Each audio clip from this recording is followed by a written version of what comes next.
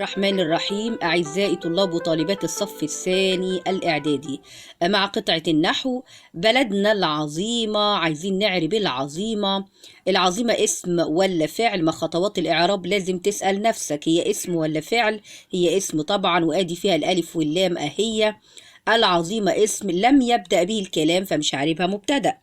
أعرب اللي قبلها بلدنا، بلد مبتدأ. طب هل العظيمة، طبعا بكون عندي مبتدأ لازم أجيب له خبر. هل العظيمة ادت معنى مفيد مع كلمة بلدنا عشان تبقى هي الخبر؟ لأ. وغالبا الخبر ما بيجيش فيه ألف ولام. الخبر ما بيجيش فيه ألف ولام إلا إذا كان المبتدأ ضمير. لو كان المبتدأ ضمير زي أنا المعلم، أنت الطالب، وهكذا. طيب يبقى هنا العظيمة هي مش الخبر. طيب ممكن تكون إيه؟ طالما أنا اطمنت إن كلمة العظيمة ليست من أساسات الجملة الاسمية اللي هي المبتدأ والخبر، يبقى أنا هفكر بقى في إيه؟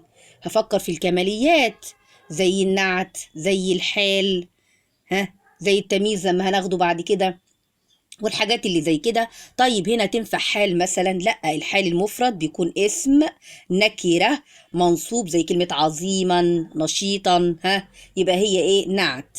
بس طبعا احنا عارفين في ناس بتلخبط في حتة النعت دي، ان هم احنا حافظين ان النعت بيكون كلمة معرفة وقبلها كلمة معرفة، ودي حقيقة. النعت كلمة معرفة وقبلها كلمة معرفة، بس مش شرط يكون من انواع المعارف المعرف بالالف واللام فقط. العظيمة معرفة بألف واللام. كلمة بلد معرفة لإضافتها للضمير للفاعلين. عندنا هنا على القناة فيديو بتكلم فيه عن أنواع المعارف في درس الحال، لأن أنواع المعارف مهمة جدا لدرس الحال والنعت. الحال والنعت مش هتفهمهم صح إلا لما تعرف أنواع المعارف. فدرس أنواع المعارف ده كان بيتكرر زمان على الطلاب، دلوقتي مش موجود في المنهج، لكن احنا طبعا بندرسه لما بندرس النعت والحال. فياريت ترجعوا له. من أنواع المعارف المعرف بالألف واللام، وكمان الضمائر من أنواع المعارف. وأي اسم نكرة زي بلد، ما هي بلد دي أصلا اسم نكرة، لكن هنا أصبحت معرفة بإضافتها للضمير، وده نوع من المعارف اسمه المضاف إلى معرفة. معرفة زائد معرفة، والمعرفة التانية بتوصف اللي هي كلمة العظيمة، يبقى العظيمة إيه؟ نعت. طب النعت تابع، يعني اقول امتى مرفوع؟ لو اللي قبله مرفوع. منصوب لو اللي قبله منصوب. مجرور لو اللي قبله المنعوت مجرور. هنا العظيمة ايه؟ تمام كده، برافو عليك. العظيمة نعت مرفوع بالضمة عشان المنعوت مرفوع بالضمة. بلدنا العظيمة مصر فيها شباب سواعدهم قوية. هي كلمة قوية دي اللي عايزة تركيز مني. فممكن واحد يقول سواعدهم قوية، قوية هتتعرب ايه؟ ممكن واحد يغلط ويقول نعت، يقول السواعد قوية، فقوية نعت السواعد، لكن سواعدهم معرفة. عشان كده أنواع المعارف مهمة جدا. سواعدهم معرفة، إنما قوية إيه؟ نكرة. قوية نكرة لأني ما فيهاش ألف ولام وليست من أنواع المعارف الأخرى. سواعد لوحدها نكرة، لكن بإضافتها للضمير هم أصبحت معرفة، وهذا النوع من المعارف يسمى المضاف إلى معرفة. فسواعدهم معرفة قوية نكرة، يبقى ما ينفعش أعرب قوية. ما ينفعش أعرب قوية نعت. طب فكر لي في حاجة تاني. هتفكر في ايه طيب؟ وهتقول لي حال؟ لا، ما فيش هنا فعل واقول كيف حدث كذا، لا، مش حال. طيب بص كده، يلا دي هي اللي صعبة عليك شوية بس انت هتعرفها ان شاء الله. بلدنا العظيمة مصر فيها شباب سواعدهم قوية. تستشعر ان سواعدهم قوية جملة مستقلة بذاتها، واخد بالك انت معايا؟ سواعدهم قوية دي جملة ممكن يعني اشيلها من الكلام. بلدنا العظيمة فيها شباب خليها لوحديها كده. سواعدهم قوية دي جملة اسمية، يعني مع بعض جملة اسمية. وطبعا انت عارف الجملة الاسمية بتتكون من ايه؟ برافو عليك، من مبتدأ وخبر. فسواعد مبتدأ وقوية خبر. سواعد مبتدأ وهم طبعا ضمير مبني في محل جر مضاف إليه. قوية خبر سواعد مرفوع بالضم. يبقى عرفت قوية إعرابها إيه؟ قوية خبر سواعد. وأنت عارف طبعا إن الجمل اللي بتبقى زي سواعدهم قوية، الجمل الاسمية اللي زي كده بيكون ليها محل من الإعراب. يعني ليها محل من الإعراب، يعني هتبقى خبر، يا هتبقى حال، يا هتبقى نعت. وأنت لازم تفكر بقى سواعدهم قوية دي لأنها هتطلب منك بعد شوية، ويا ترى هي جملة خبر ولا جملة نعت ولا جملة حال؟ هنشوف مع بعض. يبقى احنا أعربنا قوية خبر لسواعد مرفوع بالضمة. فيا شبابنا اعملوا مخلصين من أجلها حتى ترفعوا شأنها بين سائر الأمم والشعوب كلها. ترفعوا شأنها، ترفع فعل مضارع، فعل مضارع منصوب عشان حتى، شايف حتى اللي قبليها ايه؟ يبقى ترفع فعل مضارع منصوب. طب ايه علامة نصبه؟ ده تضاف لي واو الجماعة، يبقى من الافعال الخمسة. يبقى ترفع فعل مضارع منصوب بحذف النون لانه من الافعال الخمسة. واو الجماعة في ترفعه نعربها ايه؟ واو الجماعة ضمير مبني في محل رفع فاعل. يبقى واو الجماعة دي طبعا من ضمائر الرفع اللي انا بعربها فاعل على طول. شأنها ماذا يرتفع؟ شأنها شأن مفعول به منصوب بالفتحة. هاء الغيبة ضمير مبني في محل جر مضاف إليه. وأي ضمير يتصل باسم بعربه مضاف إليه. أي ضمير يتصل باسم بعربه مضاف إليه مباشرة. تمام كده. نشوف بقى الاستخراجات. فعل معرب وآخر مبني. الفعل المعرب هو الفعل المضارع اللي لم يتصل به لا نون نسوة ونون التوكيد، فعندي ترفعه. تمام كده، برافو عليك. ترفعه فعل معرب لأنه مضارع لم يتصل به نون النسوة أو نون التوكيد. آخر مبني. مبني هدور على فعل ماضي، ما لقيناش الماضي بندور على الأمر، ما لقيناش الأمر بدور على مضارع في نون النسوة ونون التوكيد. فأنا عندي أهو فعل. برافو عليك والله، أنت ممتاز جدا اللي طلعت الفعل قدامك أهو. فعل إيه؟ فعل أمر. فين فعل الأمر؟ اعملوا. يبقى أنا عندي اعملوا فعل أمر. طب تقدر، هو ما طلبش تقريبا علامة بنائه، لا طلب، ما طلبش علامة بنائه. بس مين الشاطر اللي يقول لي علامة بنائه؟ عشان لو جات لك في الامتحان، لو جات لك في الامتحان بتبقى علامات البناء بتحتاج تركيز وتحتاج مذاكرة. اعمل فعل امر مبني على حذف النون لاتصاله بواو الجماعه، لان انتوا عارفين ان فعل الامر بيبنى على ما يجزم به المضارع. ويا ريت نرجع لفعل الشرح، يعني المحتاج يعني يرجع لشرح الافعال المبنيه على قناتي، ولو محتاج الرابط مش عارف يوصل انا ابعت له الرابط في التعليقات. واللي بعديها بقى نشوف اسم معرب بعلامه اصليه. دي سهلة. اسم معرب بعلامة أصلية طلع أي كلمة فيها ألف ولام، ما يكونش بقى إيه يعني. يعني أنا ليه بجيب الكلمة اللي فيها ألف ولام؟ لأني بتأكد إن هي ما تبقاش فعل، لأن في ناس يعني طلبة بتتلخبط بين الاسم والفعل. إنما أنا عادي ممكن أطلع كلمة شباب. شايفين كلمة شباب؟ شباب اسم معرب بعلامة أصلية. العلامات الأصلية والعلامات الفرعية برضو يوجد على قناتي شرح وافي للعلامة الأصلية والفرعية. الأصلية اللي هي يرفع بالضمة، أي اسم يرفع بالضمة ينصب بالفتحة يجر بالكسرة، دي تبقى علامة أصلية. لكن أي اسم ما بيرفعش بالضمة ولا بينصب بالفتحة ولا بيجر بالكسرة، ده يبقى علامة فرعية. اللي هو إيه؟ عندك المثنى. فالأول عايز اسم معرب بعلامة فرعية، هدور على مثنى، هدور على مثنى، هدور زي طبعا ليه المثنى؟ المثنى بيرفع بالالف وينصب ويجر بالياء، يعني مش بالضمه ولا الفتحه ولا الكسره. هدور على جمع مذكر سالم، من الجمع مذكر سالم بيرفع بالواو مش بالضمه وينصب ويجر بالياء. هدور على جمع مؤنث سالم في حاله النصب فقط لانه بينصب بالكسره. هدور على اسم الاسماء الخمسه اللي هي الاسماء الخمسه اب اخ حم فوز ذو، لانها بترفع بالواو وتنصب. وطبعا ترجع بقى للفيديو لو انت عايز الشرح التفصيلي والامثله.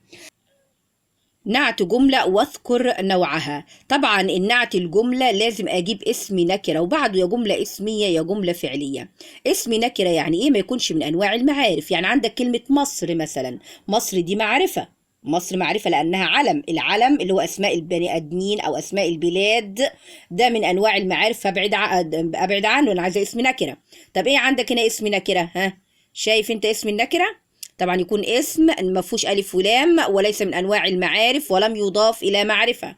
فانت عندك ايه مثلا؟ برافو عليك. ويكون بعده جمله اسميه. انا عايزاك انت تفكر كده وتجيب، يكون بعده جمله اسميه او جمله فعليه. فبرافو عليك. شايف كلمه شباب؟ شباب اسم نكره ما فيهاش الف ولام، مش من انواع المعارف، يعني ليست علم، مش اسم بني آدم مثلا زي محمد زي منى، ومش اسم بلد زي مصر أو محافظة زي سيناء، وما هياش ضمير. الضمائر من أنواع المعارف وهكذا. عندنا طيب بعدها نتأكد إن بعدها جملة اسمية أو فعلية. بعدها سواعدهم قوية. سواعدهم قوية جملة إيه؟ اسمية.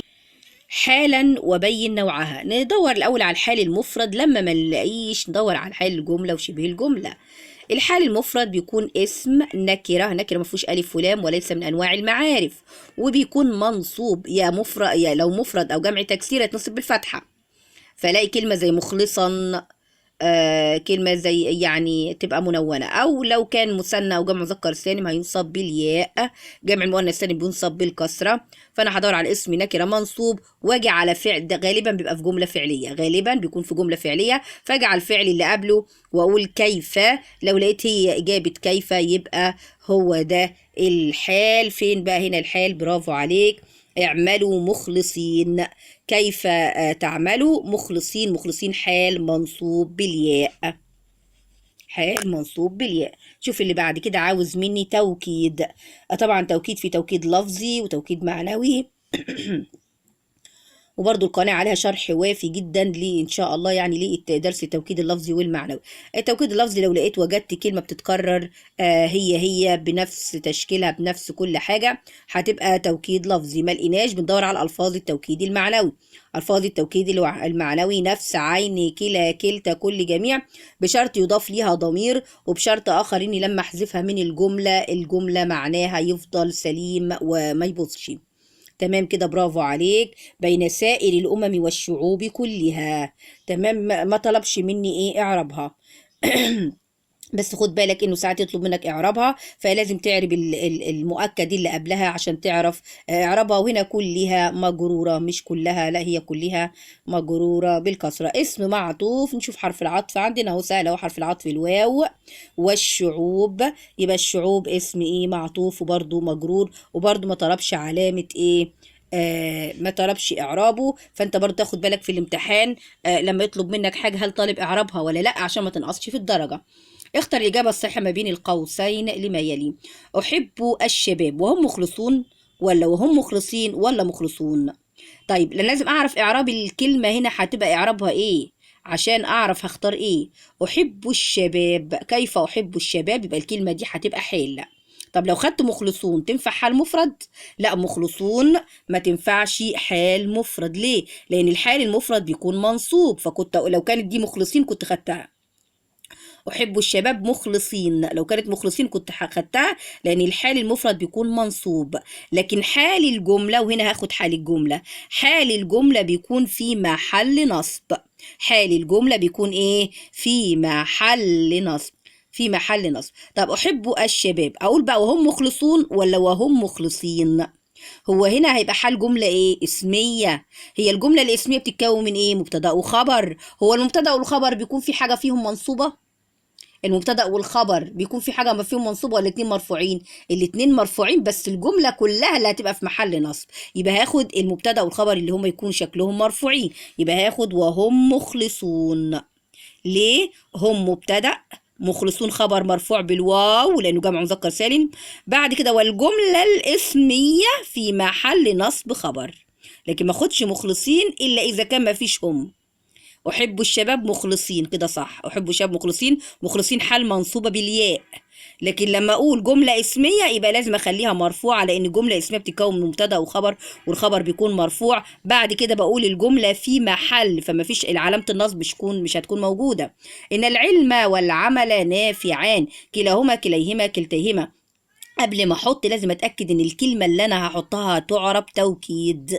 هتاكد ازاي؟ ان يكون مضاف ليها ضمير. التلاته مضاف ليهم ضمير، يبقى التلاته ينفعوا توكيد من هذه الناحيه. اشوف الشرط التاني للتوكيد، ان لو حذفت اللفظ بتاع التوكيد لا يخل المعنى. احذف ان العلم والعمل نافعان، جمله عادي سليمه ما فيهاش اي مشكله. ان العلم والعمل نافعان الجمله سليمه. اذا الكلمه اللي انا هحطها هنا هتتعرب توكيد. يبقى اذا التوكيد بايه؟ هيكون إعرابه يوافق إعراب المؤكد، لأن التوكيد من التوابع زي النعت وزي العطف.